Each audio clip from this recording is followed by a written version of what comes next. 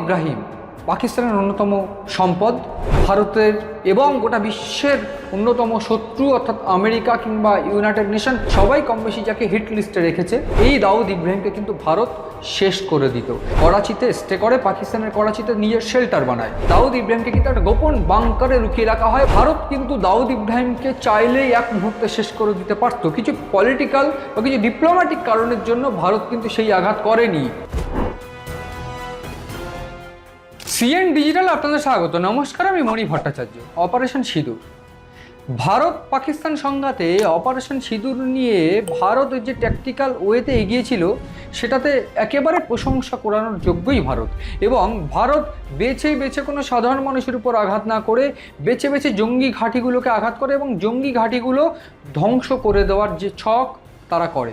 এবং ভারত যে জঙ্গি ঘাঁটিগুলোকে ধ্বংস করে দেওয়ার ছক করে, ঠিক এই ছকটা কিন্তু বারবার করে গোপন বৈঠক হয়। রাজনাথ সিং, নরেন্দ্র মোদী, অমিত শাহ, অজিত দোভাল, এই সবাই যারা নিরাপত্তা উপদেষ্টা বা নিরাপত্তা বিষয়ক যারা দায়িত্বে রয়েছেন তারা রীতিমতো বৈঠক করে। বায়ুসেনা বা সেনা যারা কর্তারা রয়েছেন তাদের নিয়ে বৈঠক করে এই অপারেশন সিঁদুর সফল হয়। এবং এই অপারেশন সিঁদুরের যে মোটো, যে কোনোভাবে কোনো সাধারণ মানুষ নয়, জঙ্গি ঘাঁটিগুলোকে ধ্বংস করা হবে এবং পাকিস্তানের যে শিরদাঁড়া সেই শিরদাঁড়াটা ভেঙে ফেলা হবে।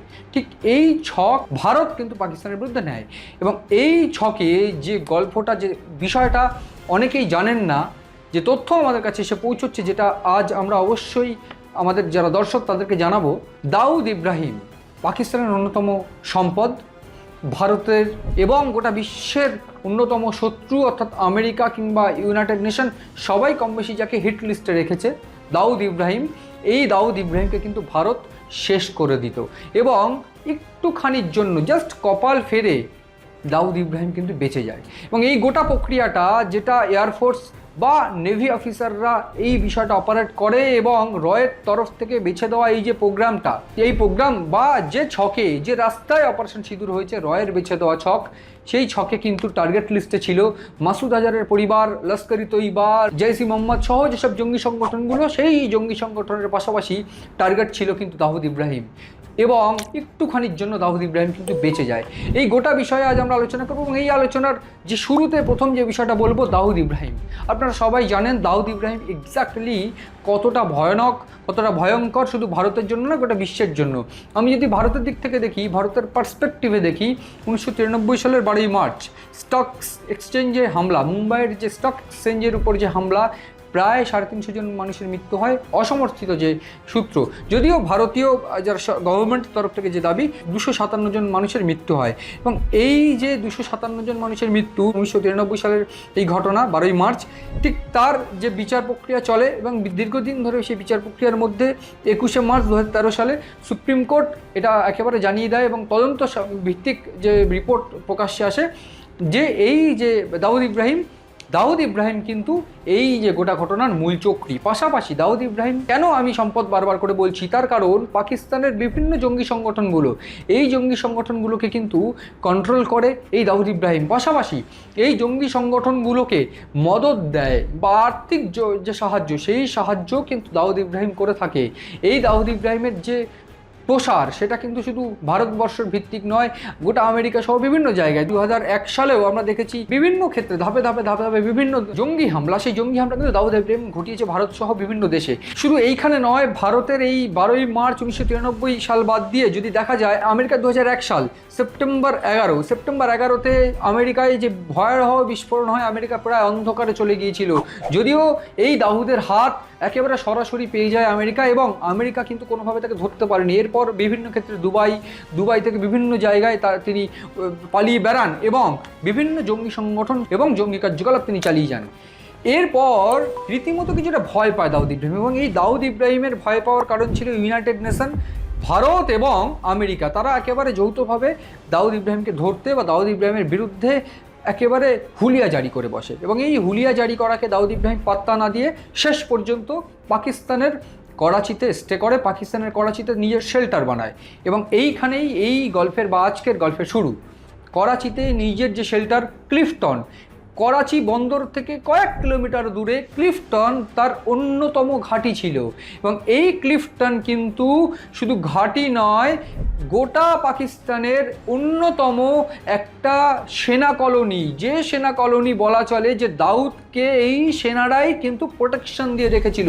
যদিও ভারত বারবার করে আন্তর্জাতিক স্তরে এই দাউদের বিরুদ্ধে আওয়াজ তুলে, দাউদের বিরুদ্ধে গ্রেফতারির আওয়াজ তুলে, দাউদকে হুঁশিয়ারি দিয়ে আটকানোর চেষ্টা করে বা গ্রেফতারির চেষ্টা করে, কিন্তু কোনোভাবে পাকিস্তান স্বীকারই করেনি যে পাকিস্তানে দাউদ ইব্রাহিম রয়েছে। কিন্তু ভারতীয় গোয়েন্দা বলছে, ভারতীয় গোয়েন্দা তথ্য বলছে, যে ছক সাজিয়ে দিয়েছিল সেই ছকে এই লস্কর-ই তৈবা পাক অধিকৃত কাশ্মীরের যে জঙ্গি ঘাঁটিগুলো, সেই জঙ্গি ঘাঁটিগুলোর পাশাপাশি একেবারে ইসলামাবাদের আশেপাশে যেসব জঙ্গি সংগঠন, 5টি যে জায়গা যেখানে ভওয়ালপুর মুর্দকে সহ যে জায়গাগুলো যেগুলো পাক অধিকৃত কাশ্মীরে, সেই জায়গায় জঙ্গি ঘাঁটিগুলোর উপর হামলা, এবং আরও যে পাঞ্জাব প্রদেশ সহ বিভিন্ন জায়গায় যেটা পাকিস্তানের একেবারে হৃদয় বলা চলে, ঠিক সেই জায়গায় 4টি জঙ্গি ঘাঁটির উপর হামলাও কিন্তু ছক কষে দেয় এই পাশাপাশি যে তথ্যটা সব থেকে গুরুত্বপূর্ণ এবং গোয়েন্দাদের তরফ থেকে যে খবরটা লুকিয়ে রাখা হয়েছিল, যে তথ্যটা আমেরিকা সহ গোটা বিশ্বকে একেবারে টলিয়ে দিতে পারতো, যে এই ছক তৈরি করে যে ছক, সেই ছক সেনা, নেভি বা ইন্ডিয়ান এয়ারফোর্সকে দেওয়া হয়েছিল, যে ছকে পাকিস্তানকে এই অপারেশন সিঁদুর পাকিস্তানের উপর নেমে আসলো, ঠিক সেই ছকে কিন্তু নাম ছিল যে ভয়ানক জঙ্গি দাউদ ইব্রাহিমের। এই দাউদ ইব্রাহিম কিন্তু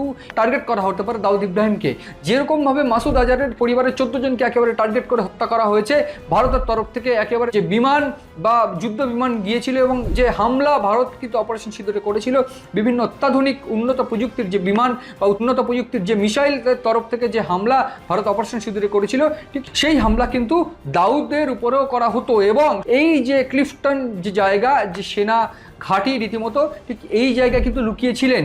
এবং একেবারে এই অপারেশন সিঁদুর তৈরির পরেই, অপারেশন সিঁদুরের যে ছক তৈরি হচ্ছে, ঠিক সেই সময় পাকিস্তানি সেনা কিন্তু সন্দেহ করে যে এই হামলা বা এই আক্রোশ কিন্তু দাউদ ইব্রাহিমের উপর পড়তে পারে। ঠিক সেই জন্য দাউদ ইব্রাহিমকে কিন্তু একটা গোপন বাংকারে লুকিয়ে রাখা হয়, এবং যে তথ্য এসে পৌঁছচ্ছে ক্লিফটন থেকে প্রায় 150 কিলোমিটার দূরে একটা গোপন সেনা বাংকারে কিন্তু লুকিয়ে রাখা হয়।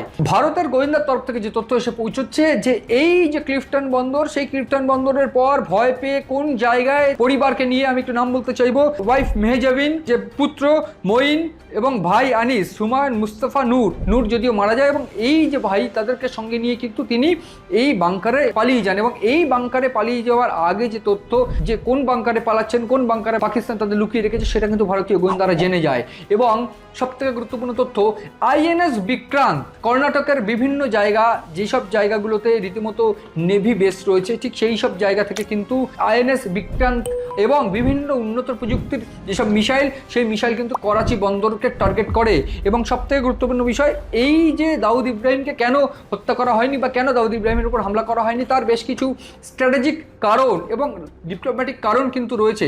ভারত কিন্তু টার্গেট করেছিল তাকে শেষ করে দেওয়ার, এবং তাকে শেষ করে দিলে কিন্তু একেবারে যে সন্ত্রাসের যে বীজ, সেই বীজ এক প্রকার নির্মূল হয়ে যেত বলে মনে করা হচ্ছে। এবং সবথেকে গুরুত্বপূর্ণ বিষয়, এই আইএনএস বিক্রান্ত, যে আইএনএস বিক্রান্ত ইতিমধ্যে কারওয়ার নাভাল বিচে রয়েছে কর্ণাটকের, এই আইএনএস বিক্রান্তকে কিন্তু তাক করা হয়েছিল, এবং আইএনএস বিক্রান্তের সঙ্গে বেশ কিছু উন্নত প্রযুক্তির মিসাইলও কিন্তু তাক করা হয়েছিল করাচি বন্দরের দিকে, এবং যেটা ক্লিফটনকেও আঘাত করতে পারত। এবং ক্লিফটনে রয়ের দেওয়া তথ্য অনুযায়ী যেখানে দাউদ ইব্রাহিম লুকিয়েছিল সেটাকেও কিন্তু টার্গেট করা হতো, এবং পরে যেখানে ভয় পেয়ে, অপারেশন সিঁদুরের ভয়ে যেখানে তিনি পালিয়ে যান, সেই জায়গাটাও কিন্তু একেবারে ভারতের হাতের নাগালে ছিল।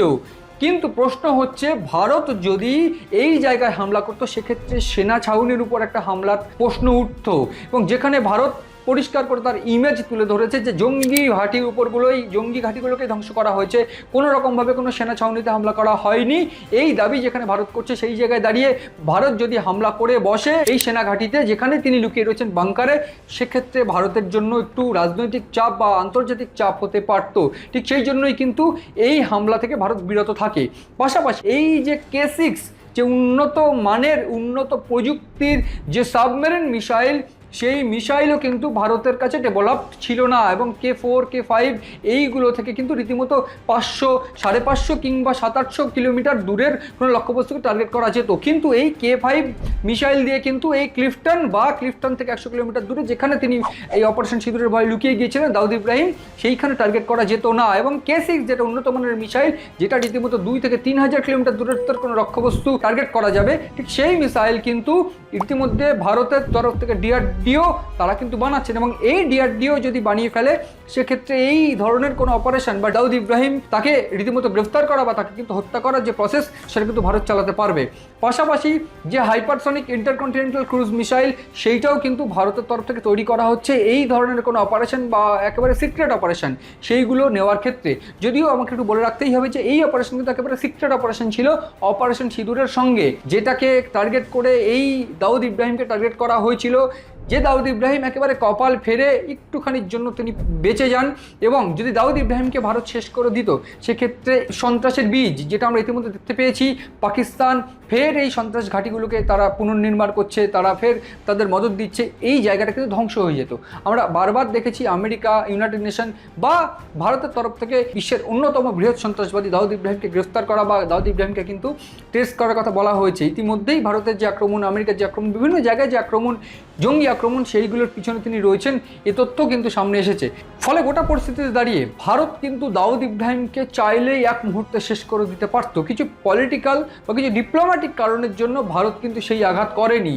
এর মানে কিন্তু এই নয় যে তিনি পার পেয়ে গেলেন, বরং এর মানে এইটা যে যেখানে দাঁড়িয়ে ভারত এই অপারেশন সিঁদুরকে টার্গেট করে অপারেশন সিঁদুরকে রিয়েলাইজ করে বুঝতে পেরেছে যে কোন কোন জায়গায় তাদের খামতি রয়েছে, ঠিক সেই জায়গায় যদি দেখা যায় ব্যালিস্টিক মিসাইল থেকে শুরু করে বিভিন্ন ক্ষেত্রে DRDOর যে মিশনগুলো, যে রাডারগুলো বা স্যাটেলাইট ইমেজ যেগুলো বা স্যাটেলাইট বিভিন্ন ক্ষেত্রে বিভিন্ন স্যাটেলাইট তৈরি থেকে শুরু করে এই যে প্রযুক্তিগত বা টেকনিক্যাল উন্নয়ন, এই ডিফেন্সের জন্য সেই উন্নয়ন কিন্তু রীতিমতো করা শুরু করে দিচ্ছে DRDO বা ভারত সরকার।